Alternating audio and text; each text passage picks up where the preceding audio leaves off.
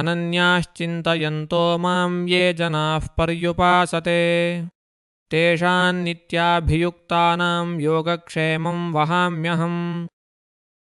Today we sit with one of the most beloved promises in all of Sanskrit literature, a verse that generations of devotees have treated not as poetry but as a signed guarantee. It comes from the Bhagavad Gita, chapter 9, verse 22. Listen to it first. Ananyāś cintayanto mam ye janāha paryupāsate tesham nitya abhiyuktānam Yogakshemam vahāmyaham. Those people who think of me with no other thought, who worship me from all sides, for those who are constantly united with me, I personally carry what they need to gain, and I personally protect what they already have. Let us open the words one by one, because every word here is doing quiet, careful work. Ananyaha. An meaning not, Anya meaning other, those for whom there is no other. Not one refuge among many, not a God kept alongside 10 backup plans, but undivided. Chintayantaha comes from the root chint, to think, to dwell upon. And notice, it is a continuous form. Not those who thought of me once, but those who keep thinking, an ongoing stream.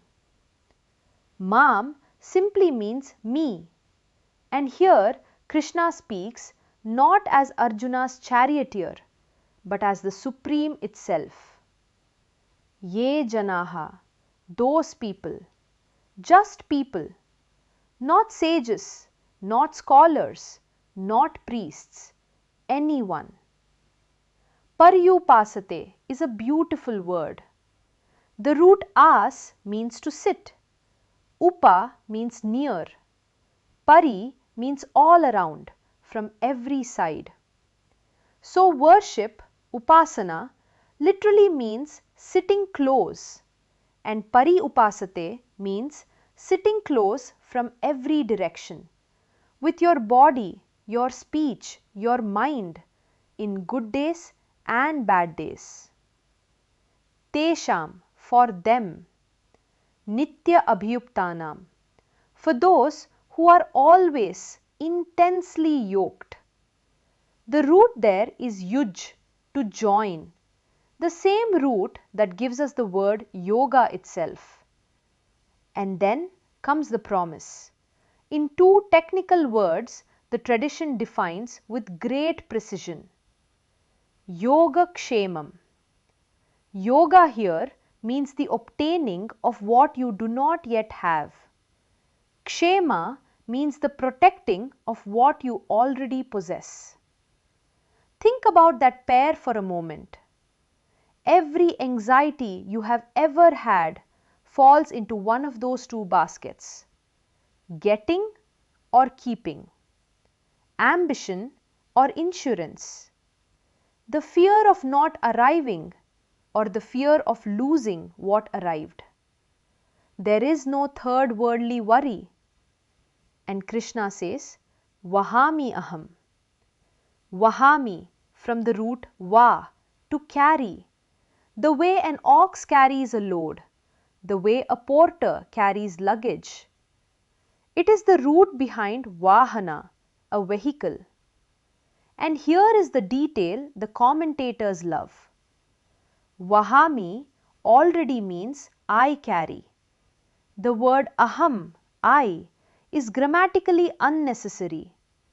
Krishna adds it anyway for emphasis. I myself carry it, personally, not through an agent, not through an intermediary. I become the porter. Now, where does this verse sit? Krishna speaks it on the battlefield of Kurukshetra, in the chapter he himself calls the king of knowledge and the king of secrets. And the placement matters. In the two verses just before, he describes the ritualists, people who worship through elaborate sacrifice, asking for heaven.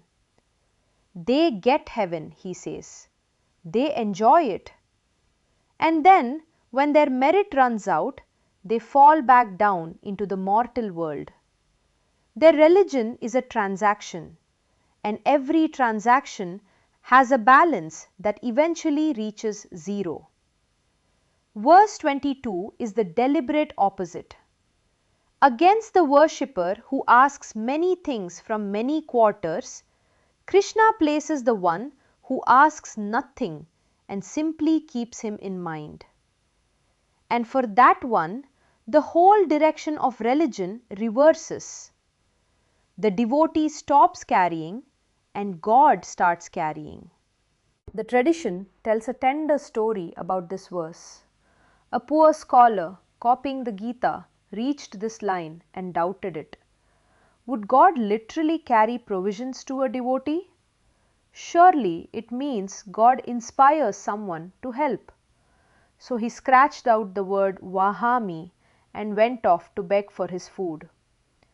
While he was gone, a dark-skinned boy arrived at his home carrying grain for his wife, and on the boy's back were fresh scratch marks.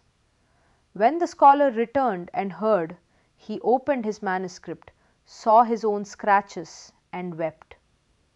Whatever we make of the story, it preserves how the tradition reads this promise, literally. And notice what is actually asked of us. Not sacrifice, not donation, not retreat to a forest. Chintayantaha, thinking. The only offering requested is attention. Where your mind habitually rests, says this verse, that is your real worship, whatever your official religion may be. This is why the parallels across the world are so striking. In the Sermon on the Mount, Jesus says, "Take no thought for your life, what you shall eat or drink. Consider the lilies of the field. Seek first the kingdom of God, and all these things shall be added to you." The same structure, exclusive, seeking first, provision guaranteed second. Even modern India bowed to this verse in an unexpected place. The Life Insurance Corporation, the largest insurer in the country, took as its official motto these very words, Yogakshemam Vahāmi. Modern psychology quietly agrees with the mechanism. A child with a secure base explores more boldly, not less. Worry about gaining and losing consumes our mental bandwidth all day long. And when people genuinely hand over their outcomes, that bandwidth returns, and with it comes the capacity for full, fearless action, which is exactly what Arjuna, frozen on the battlefield, needed. So let me leave you with two questions and one practice. First, if you audited one ordinary day of your thinking, what does your mind actually worship? What subject does it return to most often with the most feeling? That is your current object of devotion, whether you chose it or not. Second, which worries do you believe are too practical for God? Money, health, family? Why trust the infinite with your liberation but not with your rent? And the practice. Tomorrow morning, take a page and write two headings. Yoga, what I am anxious to obtain. Kshema, what I am afraid to lose. Write the day's worries under them. Then beneath both, write the closing words of the verse, Vahami aham, I will carry it, and treat it as a formal handover the way you would forward a task to a completely capable colleague. Through the day, Whenever the worry knocks again, do not wrestle with it. Simply remember that file has been transferred and return your whole attention to the work in front of you. Do this for 2 weeks. Then look back at the page and notice how many of those items resolved themselves without your anxious supervision. Ananyāś cintayanto. Think of me without a second. Tesham. For such people, Yogakshemam vahāmi aham. What they need, I bring. What they have, I guard. I carry it myself. ananyāś cintayanto mam ye janāః paryupāsate teshān nityābhiyuktānam yogakshemam vahāmyaham.